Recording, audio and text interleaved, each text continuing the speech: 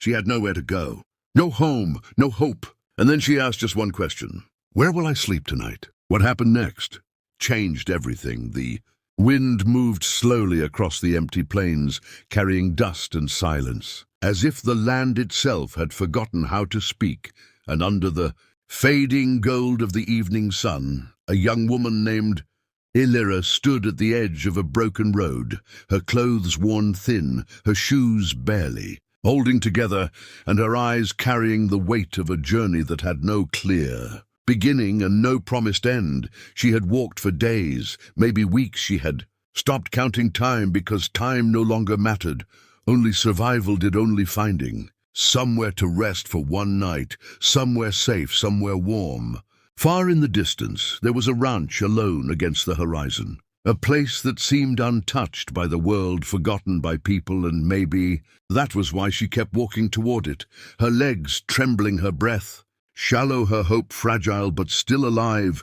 Inside that ranch, a man named Corin lived, a man of few words and fewer visitors. His life shaped by solitude and long quiet days, filled with work and memories. He never shared, the kind of man who had learned to survive without needing anyone, the kind of man people said had once been different, but no one really knew how or why.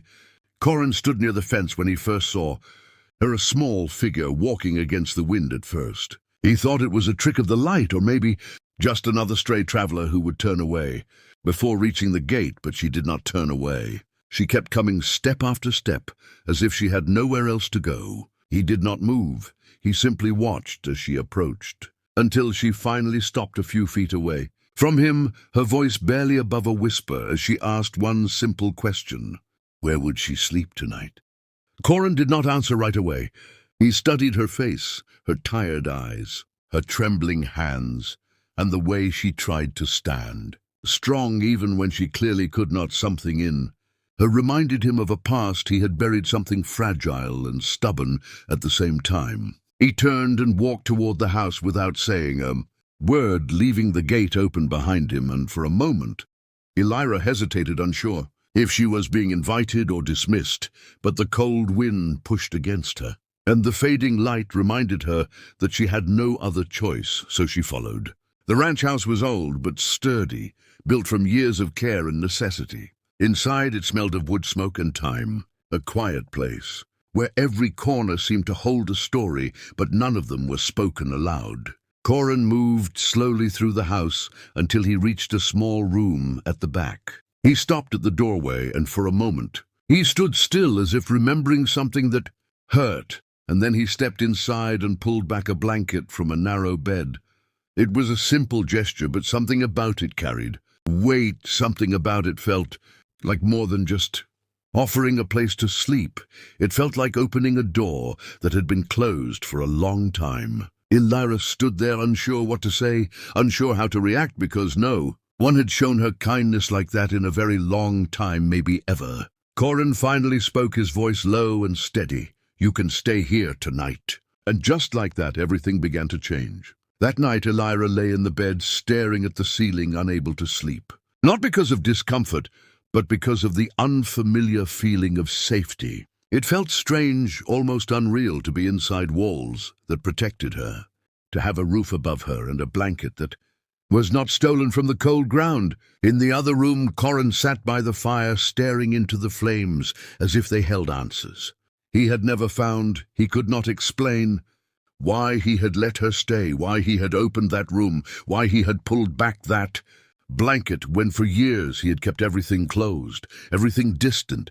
The silence between them stretched across the house, but it was not empty. It was filled with something new, something uncertain, something that neither of them understood yet. Outside, the wind continued to move across the plains, carrying away the dust and the past, and maybe, just maybe, making room for something different. And as the night deepened, both of them felt it, the quiet beginning of a change neither of them had asked for, but both of them needed. Morning came slowly, the light spilling through the windows like a promise. Illyra woke before the sun fully rose, her body still unused to rest, her mind still, expecting the world to take everything away again, but nothing was taken. The walls still stood, The blanket still covered her, and the quiet of the ranch remained untouched. She stepped outside, where Corin was already working, fixing a broken fence, as if nothing had changed, as if yesterday had been just another ordinary day. But when he saw her, he paused for a moment, not long, just enough to show that something was different. She thanked him, her voice stronger than before, and he nodded, not saying much, but not turning away either. Days passed, and Elira did not leave. At first she told herself it was just for a little, well, just until she found somewhere else to go, but that somewhere never came, and Corin never asked her to leave instead. He gave her small tasks, things to do around the ranch, and slowly she became part of the rhythm of that quiet place. With each passing day, the distance between them grew smaller, not through words, but through presence, through shared silence, through simple moments that began to matter more than either of them expected. Part 2. Elira began to learn things about Corin, not through questions, but through observation. The way he paused when he passed certain places, the way his eyes changed when he thought no one was looking, the way he held onto memories without ever speaking them. And Corin began to see something in Elira as well, not just a traveler, not just someone passing through, but someone strong, someone who had endured more than she ever said, someone who carried pain but refused to let it define her. One evening, as the sun dipped below the horizon, Elira asked him why he had helped her, why he had opened his home, when he could have easily turned her away. For a long time he did not answer, and she thought maybe he never would, but then he spoke quietly, almost like he was speaking to himself, because once, a long time ago, someone did the same for me. It was not a long story, but it was enough. It was everything. Part 3. Seasons began to change, and with them, so did the ranch. It no longer felt empty. It no longer felt forgotten. It felt alive in a way. It had not been for years, and both Corin and Elira could feel it.